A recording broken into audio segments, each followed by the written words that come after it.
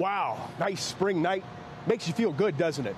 Hopefully we can give you a double dose of that with a feel-good story out of the Ravenna area. We've got it for you tonight on NEOtropolis, not business as usual.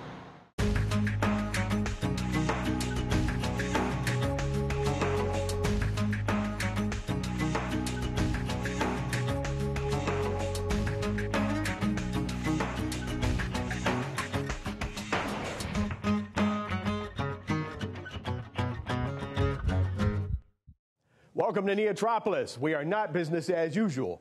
Hi, I'm your host, Jim Evans. So many people have an unbreakable bond with their pets, along with a deep affection and concern for animals. And our show tonight will focus on an organization here in Northeast Ohio that embodies that passion with a one-of-a-kind animal destination. If you haven't already made a visit there, it could end up being a destination for you. Stay with us for that. But as we like to do from the start, we'll first take a look at regional business news from the NEOtropolis Good Business News Aggregator. This is the Good Business News along the I-77 corridor for the week of April 11th. North Canton-based Diebold Incorporated dominated Monday, Tuesday, and Wednesday's business news on both the front page and business sections of the Cleveland Plain Dealer, the Akron Beacon Journal, and the Kent Record Courier. In order to be competitive, the 150-year-old maker of bank ATMs and security systems was considering a move to a southern state where it would receive attractive grants, loans, and tax incentives. In an effort to keep Diebold and the nearly 2,000 Northeast Ohio employees in the area, Ohio counteroffered a $56 million incentive package that includes tax credits and loans. Diebold accepted. Diebold will use the incentive package to build a $100 million state-of-the-art world headquarters and corporate campus at a yet-to-be-disclosed location somewhere in the Akron-Canton region. Diebold has more than 16,000 employees in more than 90 countries worldwide, and in 2010, Diebold reported total revenue of $2.8 billion. Also, Wednesday's Akron Beacon Journal business section and Thursday's Cleveland Plain Dealer business section report that 113-year-old Akron-based Goodyear Tire and Rubber Company will not be paying a dividend to its shareholders anytime soon, but rather will be investing its profits into the business with a goal of returning to an investment-grade credit rating. The number one tire maker in North and Latin Americas, Goodyear employs over 72,000 people in 22 countries. In 2010, Goodyear posted net sales of $18.8 billion. Thursday's Akron Beacon Journal business section reports that Akron-based Summit Data Communications was named the 2011 Outstanding Incubator Client by the National Business Incubation Association. Summit Data Communications provides wireless connections for mobile technology such as barcode scanners and medical devices and employs more than 30 people. This is the Good Business News along the I-77 corridor for this week. NEOtropolis is your source for good business news. Some of you may remember the music group The Animals. They were Eric, Alan, Brian, Hilton, Bieber. No, that's not right. Then there's Pandy, Petunia, Padre, and many more.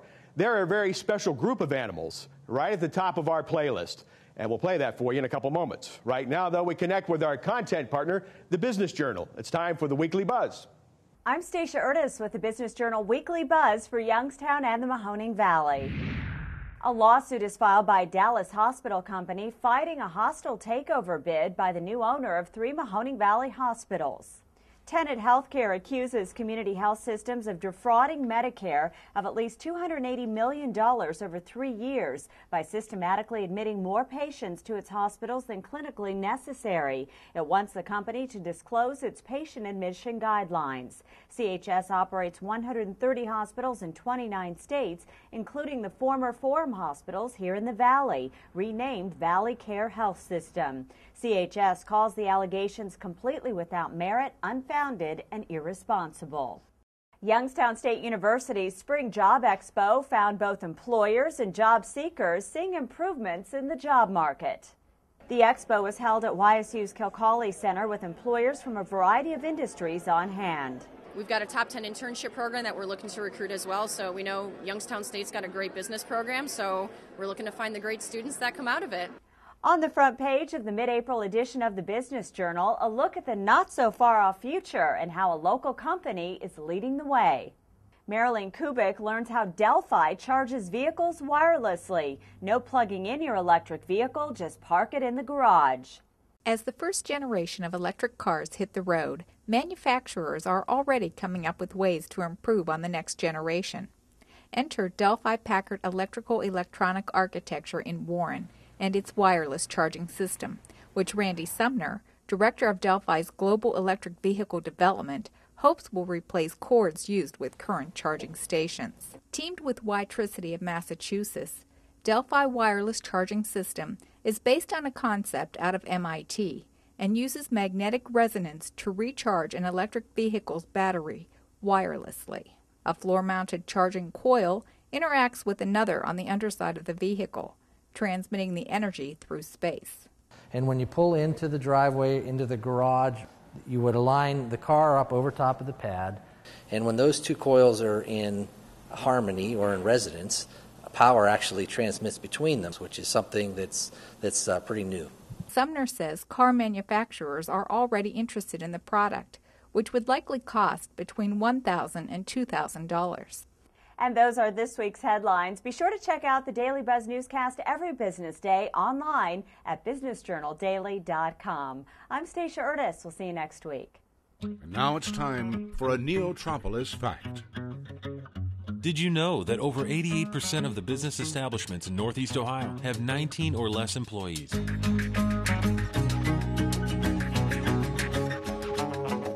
Advertising agency, bridal shop, animal sanctuary. That's not your normal business and or career progression, right? Well, that's the trail that one woman has traveled. In fact, she and her husband started and have operated the Happy Trails Farm Animal Sanctuary. Located in Portage County, this organization has been a valuable resource not only for the region, but for the entire state of Ohio. Sarah Taylor had the good fortune to spend some time there, and we are now fortunate to have her show us what it's all about. Maybe you've heard of an animal sanctuary. Possibly you've even been to one. But here in Ravenna, it's not business as usual at Happy Trails Farm Animal Sanctuary, where they have everything from horses to pigs. You're going to lay down. There you go. There you go.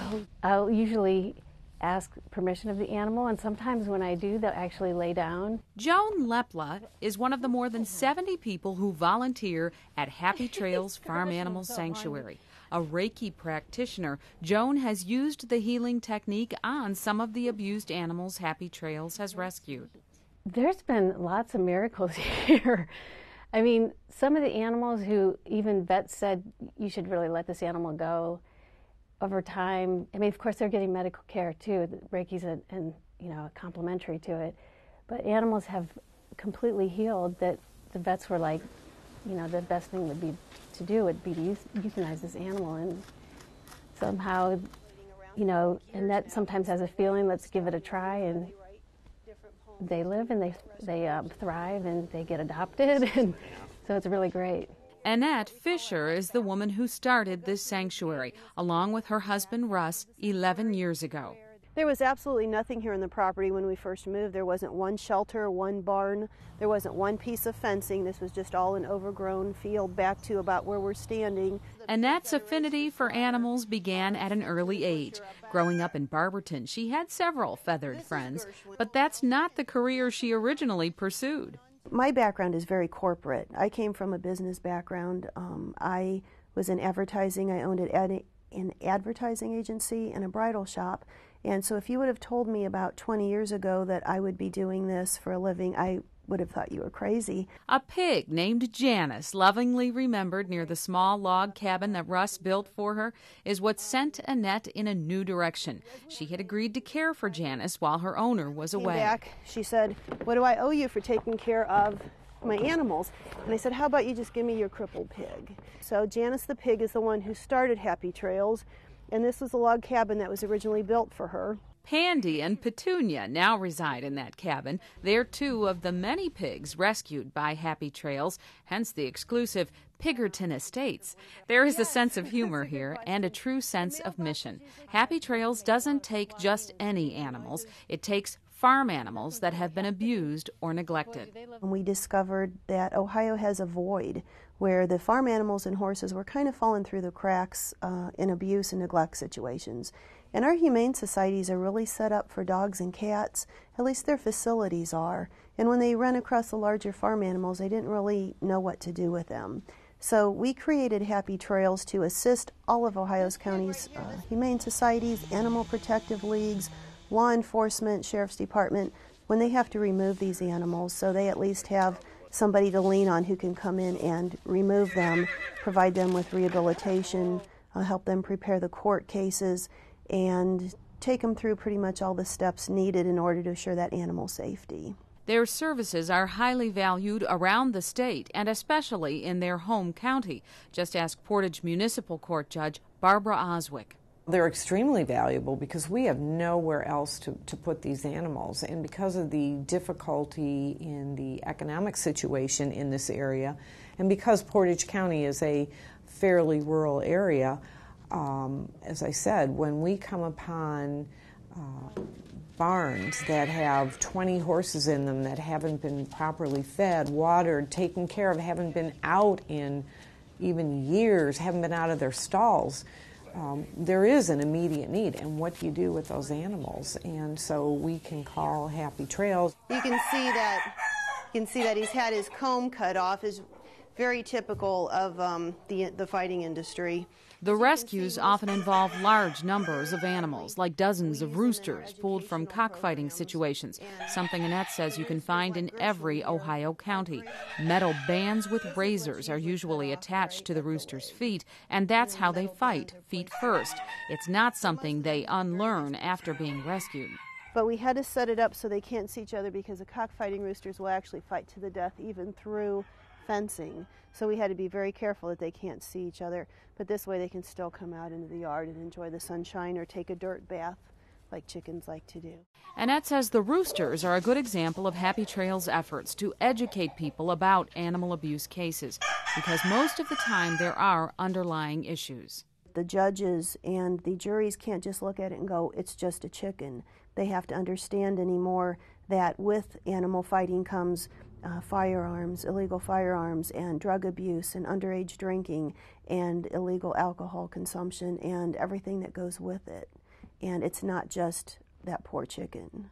In almost every severe animal abuse case that I see, there are some very severe underlying mental health problems. And when they went into this house completely boarded up, they found 5 goats and a house full of marijuana. Ilona Urban is a Happy Trails volunteer, a retired art teacher who spent 32 years with Akron Public Schools. She enjoys speaking to groups and is passionate about Happy Trails' mission to educate.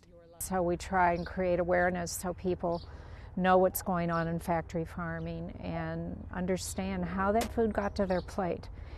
And maybe they would like to start making some conscious cruelty-free choices. Ilona speaks to school groups, community, and church organizations. Anyone who wants to hear about our mission, I'm willing to go and speak to them. And I think this is what's unique about Happy Trails. Ilona loves giving tours to small groups that visit the sanctuary. It's just so much fun to watch the awe in their face when they see, a 1,000-pound farm pig for the first time and get to touch it and pet it. Pigs, turkeys, chickens, goats. You'll find all kinds of farm animals at Happy Trails. They've saved some 3,000 animals over the past 11 years. Blusher is one of the horses that survived. She's looking really good now, and she completed her recovery and rehabilitation program, and she's now available up for adoption. So she's looking for a good home. And unlike many other farm animal sanctuaries, they even take horses, in part because of Annette's love for them. And there's never enough horse rescue groups out there to deal with the horse abuse cases here in Ohio. Volunteers helped construct a 2-story, 12-stall horse barn. Most of the horses are rescues, but Happy Trails created its Amish horse retirement program to save Amish buggy and plow horses from slaughter. That program brought them a small horse that has become a special friend. And we try to give the animals a name that will kind of predict their outcome, their healing. And so she received the name Kachina, which is a Native American name meaning sacred dancer, because we wanted her to be able to someday dance across the pasture. And I remember the day that came when she was able to walk and trot. I remember I stood and cried and watched her because we were hoping for a full recovery, and that's what we got. Kachina is part of a growing nursing home visitation program that Happy Trails has started. Natasha's the first little girl on the left, and then Odessa's the white goat. They're perfect wheelchair heights. These 2 goats also go on nursing home visits, as well as one of the cockfighting roosters and a duck. When I was building that, I thought it was just going to be for 2 ducks. I didn't know there would be ducks everywhere. Russ is handy and has done a lot of the work here, but Happy Trails has been fortunate to acquire some skilled volunteers over the years. We have a professional electrician, a licensed commercial electrician who has taken us under his wing and has been doing all of our electrical work and electrical needs that we have. We're hoping to put in a public restroom this year because we have an outhouse, and we have a wonderful man who does plumbing for a living, and he has offered to do the plumbing for us. I'll be out on a Sunday and I'll come back the next Sunday, and I'm amazed that a barn's been built. Always looking to the future, and I'm impressed with that. Is that Annette? That's Annette. Yeah, she's our whip cracker in the most gentle of ways. Annette has a knack for helping the volunteers find their niche, and she realizes how valuable they are. Happy Trails gets most of its funding from private donations, and it operates on a budget of less than $200,000 a year. So our fundraising is so much more than just monetary needs also, because even though that's important, people with special skills, whether it's concrete workers, masons, people who are in the construction end of things, everybody has something to offer. Happy Trails has even trained volunteers as adoption counselors who work to ensure that when an animal is adopted, it's going to a home where it will be safe and well cared for. The sanctuary did take an important step forward in its growth this year. We were very excited. We got 2 part-time paid feeders where the people come in and feed the animals in the morning, and then they would also feed the animals in the evening. So that was big news for us. That was like a step in our growth and our expansion. It was a big stepping stone for us to be able to hire 2 people to do that. Under the Fishers' guidance, Happy Trails has become a significant provider of care and education. Annette speaks to many local college groups and universities about animal cruelty and rescue. Happy Trails is respected statewide and has a committed and organized group of volunteers. When she steps back to take it all in, Annette herself experiences a wide range of feelings. Sometimes it's overwhelming. Sometimes it's very rewarding, and then sometimes it's like, what did we get ourselves into? But it feels like we're making a difference now. It feels like we're doing something that our state needs, our community needs. The volunteers will tell you Annette is always thinking about the future. She has a great vision for what Happy Trails will be down the road. The first thing they need is more space. They're outgrowing these 10 acres. Annette's vision also includes the program that she created with animals like Kachina here, who visit nursing homes. She'd like to have a nursing home on the site of the future larger Happy Trails. In Ravenna, I'm Sarah Taylor for Western Reserve PBS. With such dedicated people, it looks like a happy future at Happy Trails. And with that, it's time now for Into the Future. Into the future.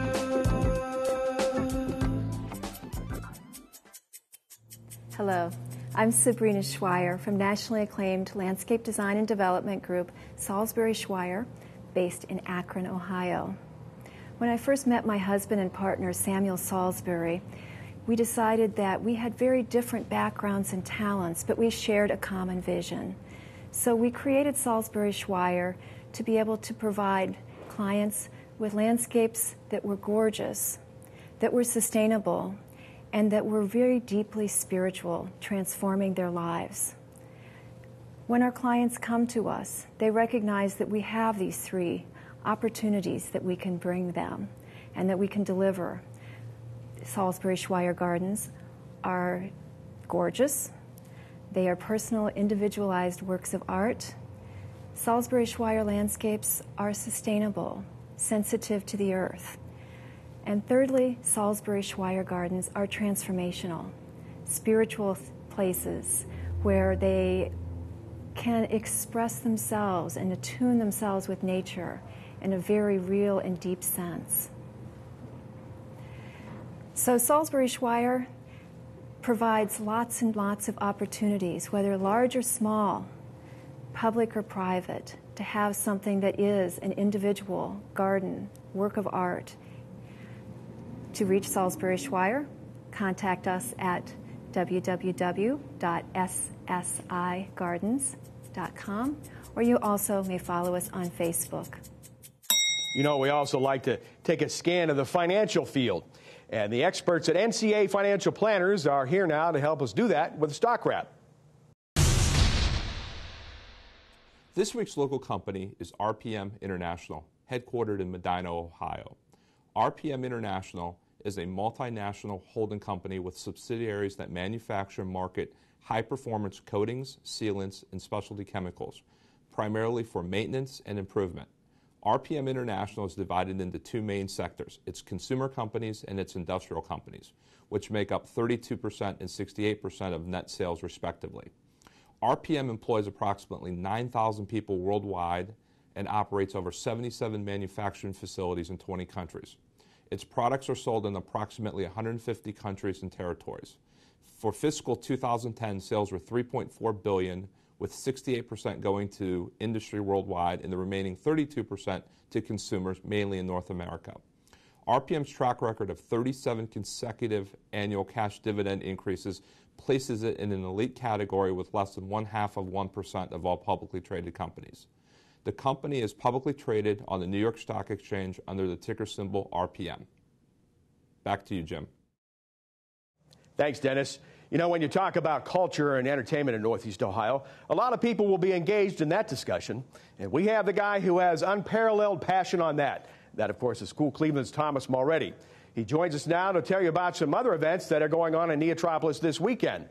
What we're talking about is the business of fun.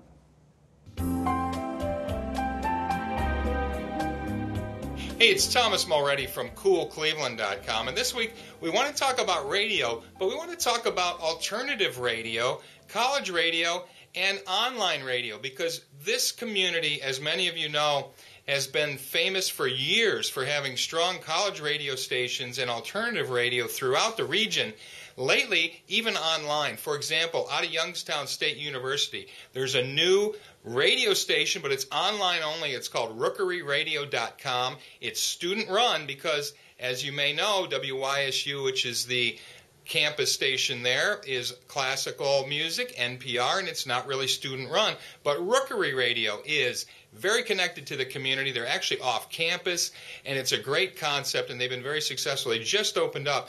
Kent also has, as you know, WKSU, which again is NPR and classical music, but they have started BlackSquirrelRadio.com, which is again an online-only, student-run, very eclectic playlist. In Akron, of course, WZIP 88.1 college and top 40 kind of a format there. WAPS 91.3 The Summit. If you haven't heard that, it is owned by the public schools down there, but it's a AAA format, which is the adult album alternative format. Streetsboro High School actually has their own radio station, WSTB 88.9, alternative rock and oldies. And in Cleveland, of course, there are so many great radio stations, alternative stations. We're here at WRUW on the campus of Case Western Reserve University, 91.1, freeform radio. There's, of course, WCPN, which does NPR and jazz at 90.3. You've got WNWV, which is, again, doing that AAA format. WCSB from Cleveland State University, 89.3. And WBWC at 88.3. And WJCU from John Carroll, 88.7. You've got so many choices in this region in Northeast Ohio. Check out some alternative college radio this week. This is Thomas Mulready from CoolCleveland.com. Have a great week in NEOtropolis. Keep in mind, there are things that you can do to help the Northeast Ohio economy. One way is to get out to any of the events Thomas told us about and make your investment in fun.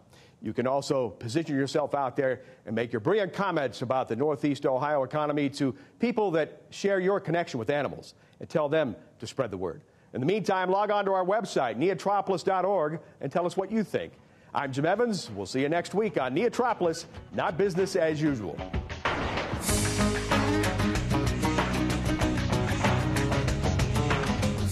Funding for NEOtropolis has been provided by the Burton D. Morgan Foundation, committed to the free enterprise system. First Place Bank is proud to sponsor NEOtropolis. As a community bank, First Place Bank believes we are only as strong as the communities we serve. Locally owned businesses are the cornerstone of our communities. We concentrate on helping local businesses make the most of their resources through a variety of services delivered with a community banking touch. The Dominion Foundation. JumpStart, working with entrepreneurs to accelerate the growth of their high-potential businesses to create a more prosperous economic future for Northeast Ohio. Youngstown Business Incubator. And NorTech. Next week on NEOtropolis, more buzz, stock wrap, and into the future. Find out who is not doing business as usual. Now stay tuned for News Night.